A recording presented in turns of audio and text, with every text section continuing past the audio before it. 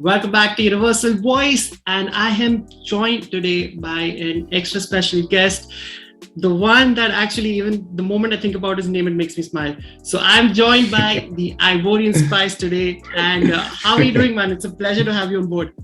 Oh, Paris, man. Thank you for that warm and lovely introduction, man. You know, I make people smile as soon as I show myself as well. The presence is lovely, and seeing you as well. We're both in different time zones, but it's so lovely to connect with someone like you. I'm happy to be here. I'm happy to talk about our favorite team, Manchester United, and what's been going on so far.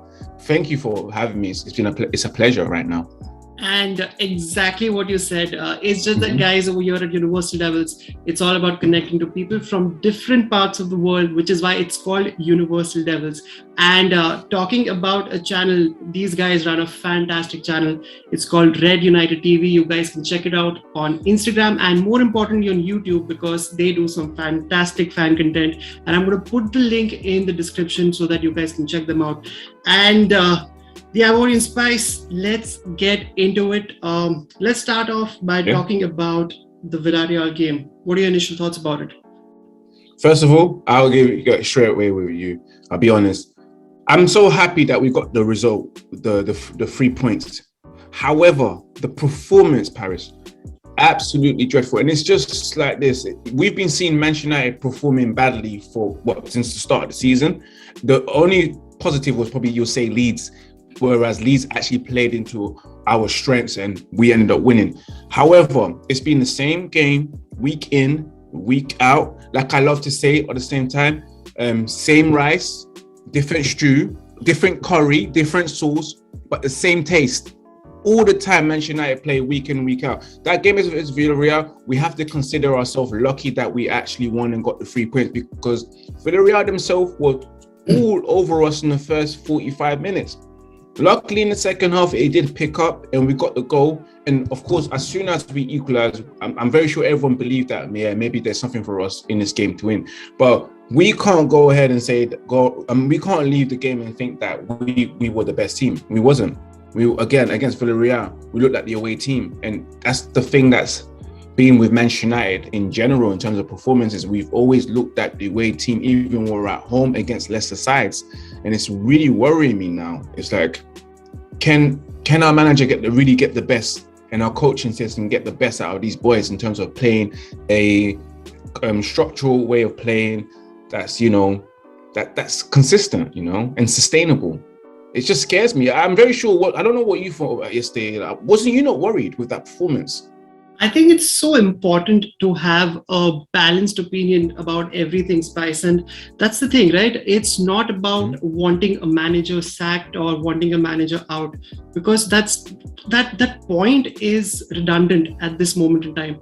But like you said, I had the same issues like you're talking about. Besides keeping the Leeds game aside, I would be lying if I say that I'm comfortable with the kind of performances that we're putting out. And Villareal game, again, it was frustrating because especially the first half, like you mentioned, I think you could easily see that they were all over us and it was comfortable for them. It's not even like they were trying extra hard to do something. They were just passing it on. It was comfortable for them. And that is a worrying factor for me as well.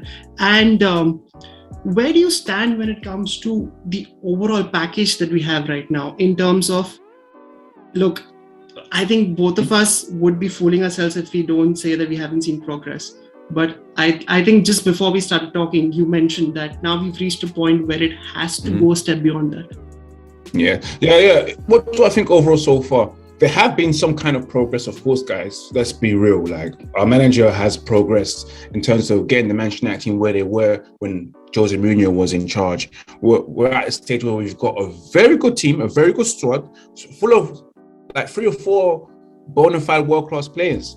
Yeah, we've reached finals. We've reached a final. We finished in the Premier League top 4 twice, in good position, third and then second.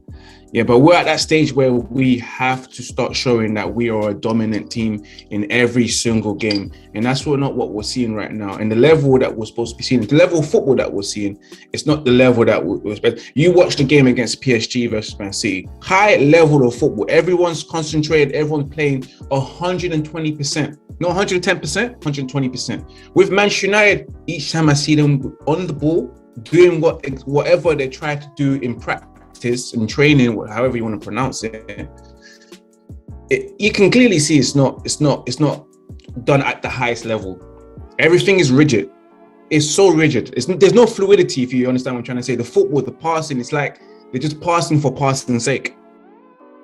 But where we are right now, it's not where we need to be right now, especially with having Ronaldo there, having Varane there, having Sancho there, Bruno Fernandes. This isn't a joke. This isn't a joke. The team and the players, those level of caliber players, should always be dominating games, with purpose. I think you've hit it. I think you've hit the point spot on. It's not. I don't think it'll be it's a modest way of saying it, but I don't think we are easy on the eye, and We've never been easy. Paris, let me tell you something. I have never watched Manchester United sober because it's hard. It is hard. I've always had to drink to get through the whole 90 minutes. I don't know, but usually it's the other way. Usually you need to drink after watching us nowadays. Nah, man, I completely agree with it. That's the thing, right? Because usually in my page, like on our page, I might come across as someone who's extremely positive. So it's refreshing even for me to talk about these things because I have the same problems and concerns when it comes to us. It's not easy on the eye and we're not expecting too much. It's not even like we're asking for too much. It's just about seeing a certain fluid game from our players. And it still looks rigid, like exactly the word that you use. It looks rigid. It looks like we're trying to force something which is not natural to us. So that actually makes me think about the coaching, because what are we doing during training which is making us look as if we don't really know what we're doing on the pitch at times? You know what I mean? I've asked myself that same question. I said to myself, I would pay so much money just to watch Manchester United train so I can understand, is it the players or is it the coach? Because I need to understand. Right now, from what we're seeing, we've had these coaches there for about 3 years and a half. Yeah. Clearly, it's not the players, because at some point, your coaching will show. If you're being there for X amount of years, and if this excuse is that we don't have the right players, or like at some point, whatever you're training in will be at the absolute best. They will be competent enough. But it seems to us that they're not competent. But I can't blame these players no more, because it's been so long. It's the same regime, same people training, and it's the same problems that we've been seeing week in, week out, not being addressed. I think the best part about it, Spice, is that the beauty of this transfer window, the beauty of this summer, the players that have come in and the team that we have. I've always wanted to be in a situation with a manager post Fergie. I can sit back, relax, and say, look, you have the players, you have the squad, deliver. And I think this is the first time in a long time, maybe the first Mourinho season, if you remember, when we had Pogba coming in, Zlatan. So that's the kind of feeling I have. Exactly. Yeah. That's the kind of feeling I have this season, which is why I'm a little more comfortable when it comes to all his coaching stuff, because I feel that one way or another, we're going to find out that if he's the man for the job. And I believe right now, everyone's seeing it for themselves. Even if he was blind to the situation of what's going on what you see on the pitch, but now you're clearly seeing it, because now there's no more excuses. You've got players. You've got the likes of Pogba, Cristiano Ronaldo. Having him in the squad is not a joke. He's not here, like he said in his interview, he's not here for vacation. He's here to win, and play football at the highest level. Yeah, you got no more excuses, no rooms. No one can say he's never got the backing, because he's got the backing.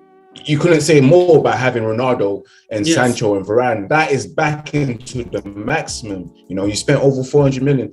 There is no more excuse. You have to deliver and play football that we want to see and love. And again, yesterday you saw the 4-3-3 formation. You can clearly see that it's not coached at the highest level. So the question is now, are these guys really good to coach this system to the level that we want? It's good that you pointed that across, because I actually wanted to talk about it next. We heard rumors that we're going to try and shift into a 4-3-3. Honestly, to yesterday's game, it looked more like 4-1-4-1 to me, because I did not see. All right, so for me, like in a layman's term, if I see 4-3-3, that means that the supporting strikers, the supporting forwards are next to the strikers. But the reason why I'm saying 4-1-4-1 is because Greenwood and who's on the left wing? I forgot. Who's on the left? It was Sancho. Sancho's playing on the left. Yes. So Sancho and Greenwood were more closer towards Bruno and Pogba than they were towards the striker. So that's why it felt. And if you noticed, it felt a little disconnected, because I felt McTominay was more or less isolated in that patch in between. Yes, especially near the defense. He was left isolated, and you can clearly see that if it was coached at the highest level, every single player would be disciplined in their position and know exactly where to be. And again, passing with purpose. Manchester United's passing side to side, just hit and hope, and hopefully we get to the right person. And it's a disgrace, and we're at a level. Our football's not at the level that we should be at. And it just hurts me every time, because we come from an era where we was a great team, and every attack that we do had a purpose. It wasn't just for attacking sake and passing the ball for passing sake. No, it was with purpose and intent, and like it had direction and structure. That's the most important thing, structure of play. And with this Manchester United team, you just don't see a structure of play, patterns that are quite evident. No one can say when they see a goal for Manchester United, oh, that's a goal that's been worked in training. It's just goals that are just individual brilliance as we speak, Paris. Yesterday it was a lovely goal from Alex Telles with individual brilliance from Bruno's cross, intelligence. Same thing with Ronaldo's finishing goal. We haven't seen a goal where we can say that was definitely from the training ground. Look, it's very hard to argue with a few of those points, Spice. And the only thing that I want to try and balance out from the other side of things is that Ronaldo wasn't someone that we thought we'd get this summer. He was not on he was not in the plans, and I think that we can all agree with. So, is there a point of? I'm not trying to make excuses, but is there a point wherein there is still a bit of gelling required in the entire forward line or the front six, to say, even if I include the midfielders, because it looks detached. It looks like they're still trying to figure out what they're doing. That's my only thing coming back at that. Yeah, you could say that, because of course you added Sancho and Ronaldo to the squad. But again, you've seen how we attack. It's always been disjointed. So it's like it clashes each other. You can say, oh, we've had new additions, so not everything's going to be fluid. Players are still understanding each other's position.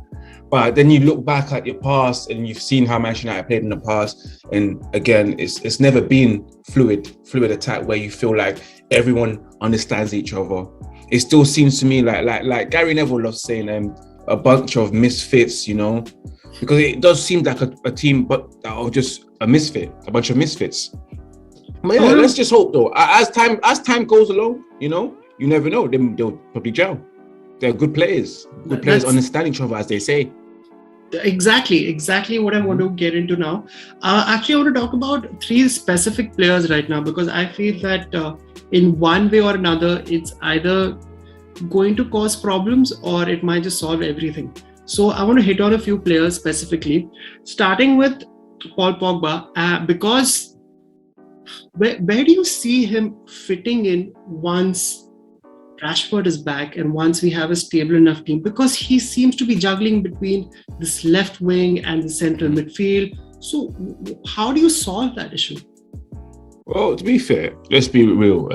We've seen Pogba play for his international team, playing in a double pivot with Kante. Yeah. People will say, Kante's an exceptional player. That's the reason why he can flourish. But he's never really had a problem with that.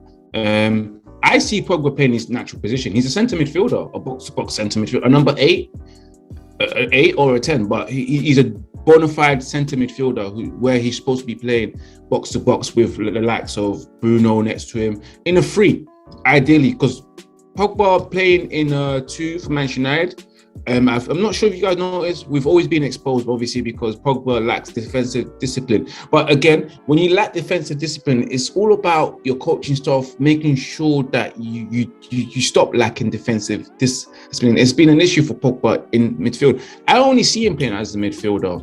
I don't favor Pogba playing as a left winger. It's like, why are you playing one of your best players out of position, to accommodate McFred?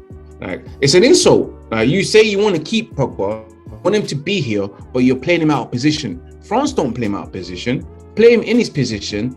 And if you're worried because he might not do any defensive work, that's where you have a coaching team, elite coaching team for, to train him in that, to make him more defensively aware, and tactically astute, and just discipline with his position. That's why we get elite coaches for, to help your weaknesses. So you, at the very start of this point, you gave the most obvious example of Kante and how he works around it in the French national team. Do you think that we don't have the appropriate partner in this squad, or we have it, but we're not using it? I believe we do have the appropriate partner. It's whether you want to use him, because they say stuff like Matic can't play 2 games per week, but I see players in their age 34, 35, Ronaldo playing 2 games. So Fernandinho is almost 40, playing 2 games a week for Man City. Like, it don't make no sense. Matic has the legs. He's going to be playing a holding position, so he doesn't have to do that much running, because he can always use his intelligence, to pick out good world-class players. Will always use their intelligence, when they know that they don't have the legs anymore. You can still have that. You got Bonucci, who still plays, and Chiellini, who still plays at that age. Yes, he's a defender, but yeah, it's the same thing. Again, we have the players. Even Van der Beek can play a number 6, as he told you. He has mentioned that number 6 was his original position, but of course, he might not have the defensive discipline to actually carry out that formation. But again, it doesn't matter to me, because if you're a good manager, you can find ways to make that work. A good manager, the job is to get the best out of the situation that he's in. So there should never be an excuse, because we don't have a defensive midfielder, we can't play this way and X, Y, Z. No, get the best out of one of your players that can play in that position. There's no excuses when it comes to Paul Pogba. Because like I said, Manchester United, you hire elite coaches and hire elite manager. Your job as a manager in any walk of life, whether it's business in itself, is to get the best of what you currently have. And that's a sign of a good manager. If you can get the best and get them performing 10% more than the previous 1 or 20% more, you're doing a very good job, even if you don't have good players. You look at other teams, like, let's say, Brighton's manager. He plays attacking football and he gets the best out of them. Brendan Rodgers, before they get rid of that French guy, he got the best out of what he had. You look at Thomas Tuchel, Lampard, he got the best out of what he had, because why? He's a top quality manager. That's what top quality managers do. I'm not dissing Oli. I'm just saying that I believe that he should be able to resolve the situation with his own skills. But then people can also come back and say, like, give the example of players like Luke Shaw and even Fred to a certain extent, that he has at points gotten the best out of a few individuals. I think the best way to say it and sum it up is that the more we keep skipping Pogba from one position to another, the worse it's going to get, because there will not be a stability and a stable position for him, and it creates more problems for our own team. We need to realize that there is a left back over here who needs to make that connection with the left winger. There are defenders and the central attacking midfielder who need to create that balance with Pogba. And also, Paris, to add to that, you want Pogba to sign a new contract and you're playing him out of position. How does that help? How does that help? Would a player want to sign an extension? Because it's going to be very interesting once Rashford comes back and see what happens with Pogba, because Pogba technically should go back to the centre mid, because that's his natural position. That's where he works best. I'll be frank with you. I'm very neutral when it comes to Paul Pogba. I'll be very frank with you. For me, the last Mino Raiola comment before our Champions League game against Leipzig, for me, that was it. And since then, I've just been neutral. I'm not really bothered. I'm a neutral when it comes to Pogba. I love the guy. Yeah, I love. He's the a guy fantastic player. He's a fantastic player, and for black men like me, he reminds me of myself on the pitch. Like it's lovely to see. You know, it's someone that I feel like I can hang around with and all that stuff. Yeah, I have my opinions on Paul Pogba.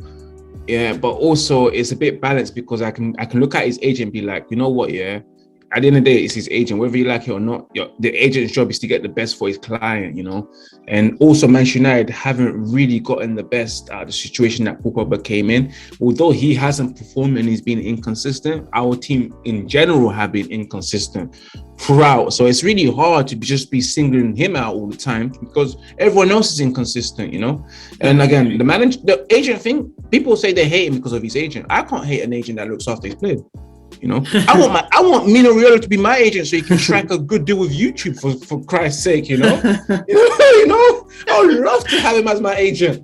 Like Paul Pogba, he's one of our good players. Like, and I'll be honest with you, Perish, it would upset us even as much as those who do not like him if he was to leave on a free twice again. You know, it would hurt us. We would upset. Maybe also we want him secretly to stay. Secretly, we would like him to stay because where we want to get. He's a good player. It's as simple as that. Mm-hmm. You want to keep good players. What I would like to say, Spice, is that for me, again, like you mentioned, that he is a central midfielder and we should stick to it. I don't mind us trying to fix a position with him, either with a Matic or a McTominay. For me personally, you can, if you want Matic to not be like because he can't play 2 games in a week or whatever. So you can at least try and, because at the end of the day, yesterday I did find certain things of that element of a Pogba-McTominay partnership. I like them. Maybe there is something that we can work with it and gradually improve. But what I would like to see is, when I see them two play in the midfield, is someone needs to tell them who's the one that's supposed to be holding. Because whenever you see McTominay and Pogba or McTominay and Fred, no one decides to be the person that will sit and dictate. It's just all over the pitch. All around, buzzing around the whole pitch, vacating position. So I just want to understand, because clearly we can all see that Scott McTominay is not defensive midfielder from what you saw yesterday. Although he had a decent game, he was left isolated on his own to deal with things, and he's learning the position. He's not the best, but we'll see. We'll find out more when Paul Pogba goes into midfield, because I feel like he'll be playing with McTominay more compared to Fred. That's what happened last season. Yeah, as well at the start. Mm-hmm. And there's at least we need to give a few partnerships time to evolve. Spice, quickly moving on to the next point, because I'm pretty sure you must have seen the video going around social media of Donny not looking happy. Yes. So, Harris, can you, I know you're going to ask the question, but can you blame him? Like, when you see yourself sitting down, you're watching it, and you see McTominay have a stinker, and you're bringing on Fred who's been having stinkers, you'll be like, you know what, yeah, I've actually had enough. You don't know how probably the Van de Beek has probably been so nice to Ollie. But Ollie even said it to himself. If you watched the Rio Ferdinand interview, if any of you guys watched it, I did. He said he's been promised more game time. So I can understand his frustration. He's been taken for as we like to say, dickhead in the UK. I don't know if you say the same thing, but it's a thing. Dickhead's a thing. Terminology, yeah. He's taking the guy for a dickhead, you know, and it's not nice. It's not nice. I can understand his frustration, just like you would. You can understand why he's frustrated, and can you blame him for throwing the gum? Whoever he was trying to aim it to, Matt Phelan, Ole Gunnar Solskjaer, I don't know, Fred himself. You know, I feel for him, and it's unfair. He deserves to play. He was one of the best players against West Ham when he got knocked up, and got benched straight away. And we even saw that the partnership between Matic and Van der Beek gave us more balance in midfield, and was able to dictate and keep the ball and spray. But you go back to McFred. So yeah, people will say it's disrespectful, but until you're in his shoes, you'll never understand. Spice, can I be honest with you? I don't know if it's going to be controversial. For me, Matic and Donny partnership gives me more of comfortness than having Pogba and Matic. I'm just going to put it out there. I agree with you, because of course I see Van der Beek more disciplined compared to Paul Pogba on the ball. Because Paul Pogba will always want to try things, and then he gets dispossessed easily off the ball. Because sometimes Pogba is a player that, because he's big, tall, and strong, he wants to use his strength and just test out people, but hold on the ball a little too long and just try and find something on. So, yeah, I'm with you when it comes to Donny van de Beek. But at the same time, just think about it. It's over, by the way. We know that it's over. It's done. It's after that, I'm pretty sure it's done. Because I think, I don't know, it got publicized too much, but just before the game, a day before, there were rumors coming out that Donny van de Beek is going to decide his future in the coming week. Was it a thing, or is it just something that I'm thinking about? I think I know that he wanted to leave. He had the option to go to Everton, and it got blocked by the club, by Ollie as well, because he said he wanted it. But now it's like, we've been hearing rumors, of course, especially in England, that his agent probably looking at alternatives. So, yeah, you're right. But it's whether he's going to get that, you know. We'll see, because we're still in the Champions League. We did get knocked out the Carabao Cup.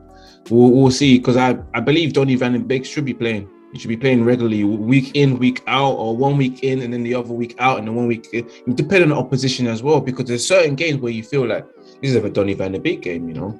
And even our manager, when he says stuff like, I want my midfielder to do X, Y, and Z, he's always describing Donny van de Beek, but he plays with McFred. It puzzles me to what is happening in the training ground, or what is going on, because we need to see. Most of us want to see him playing more. And like you said, I think this is the end. So mentally, I'm going to check out, because it's just sad. It's just sad, you know, to be bothered about a player who we know that clearly is talented, and it's just sad.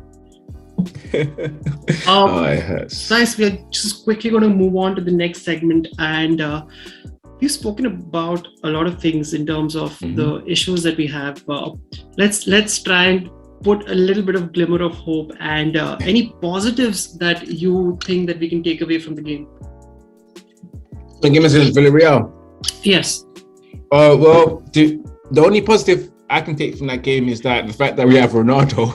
That's one of the most positive, and we got that never give up attitude. You know, that's what showed the other day. The players never gave up and got the winning goal. One the positives, because I'll be honest with you, there's not that much positives, because I think that the negative outweighs the positives overall, because that performance is just like. But the only positives, we got the 3 points. We got the points, you know. That is the only positive in that game. Ronaldo scored and we got the 3 points, and David De Gea performing again.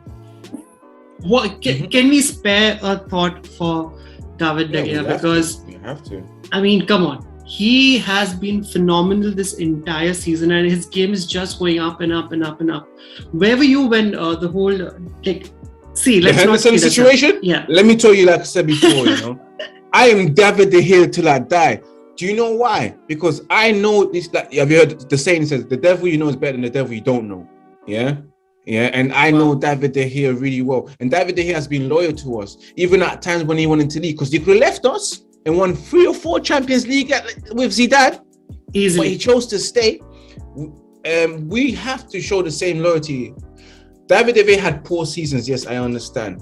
Yeah, but again, it's where the team was at that point as well. The team was dropping their standards, so he technically dropped his standard. And I was always with David De Gea, because I didn't believe in Henderson, because I can't go off the fact that the English media was really pushing Dean Henderson to be number 1, just so he can be in the England team and England can have 2 options of a goalkeeper, but they were pushing it. Dean Henderson, who played 1 year in the Premier League, and everyone was talking about, I didn't see it. Even when he was at Sheffield United, I just saw a very good keeper that was a very good shot stopper, but not a keeper that's supposed to be playing number 1 for Manchester United. It takes a while. I wanted to see Dean Henderson have a 2nd season in the Premier League, you know, or a 3rd season before you think about number 1, because being in goal for Sheffield United in front of 20,000 is different from 76. The expectations of being in goal for Manchester United is quite different. And look at his age compared to where David De Gea. David De Gea has been a first teamer for a top team since the age of 18, 17 from Atletico Madrid to Manchester United. That's the levels. Dean Henderson just figured himself out now at the age of 24, 25 that he can play with the big boys. But when you've seen him in goals, he's also had made his mistakes. But I am Exactly. with David De Gea, King David De Gea all the time. I All the think time. it's the scary thought I have, and I have nothing against Dean Henderson. I'm sure he's going to make a good career here or there or somewhere else. Pretty sure. Yeah. When I see Dean Henderson, I get scared because I see a lot of a young Joe Hart in him, and like it's very similar to the way he like approaches the game and how he tries to yell and shout and command, and the way he's overly aggressive at times. So like. Same here. Look, for me, David De Gea made me fall in love with goalkeeping in general because he has been fantastic and he has been consistent for a period of 3, 4, 5 years, wherein at times he was keeping us relevant. So it was natural at one point for him to have a bad patch. And it was very, very weird that the way fans just got on him. It was very weird for me at a 29, 30-year-old goalkeeper who can easily go on for another 6, 7 seasons. I think 10 years. Goalkeepers don't keep until the age of 40. Buffon, still going. You just look at everyone; they're still at the top level at that age. So yeah, I was astonished when people were saying get rid of him and all that stuff. I forgot. I was like, guys, you forget that David Hill showed us loyalty. Even when he wasn't happy, even when he knew that he wanted to go back to Spain to be with his girlfriend, wife, and live a life in Spain. But he chose here. He told his woman, listen, I'm from Manchester. I'm going to stay here. You stay in Spain. You'll have your baby, but you stay in Spain. No, it's true. Imagine that actually I did not even think about it. His family with his child is in Spain, if I'm not mistaken. Spain, absolutely, yeah. And that's why they were pushing the Madrid deal because they wanted him to come home. Yeah. But he chose to stay and work on his career at Manchester. He's been away for 10 years and he chose us out of his family. That says a lot. When a man chooses you out of his own family, it says a lot. So we have to show him the same loyalty. I couldn't believe it when our own fans were just going against him. Yes, people make mistakes in life. You're allowed to have 1 or 2 bad seasons in life when you've been at the top. You're allowed. Exactly. Bro, this is going on so well and so smoothly.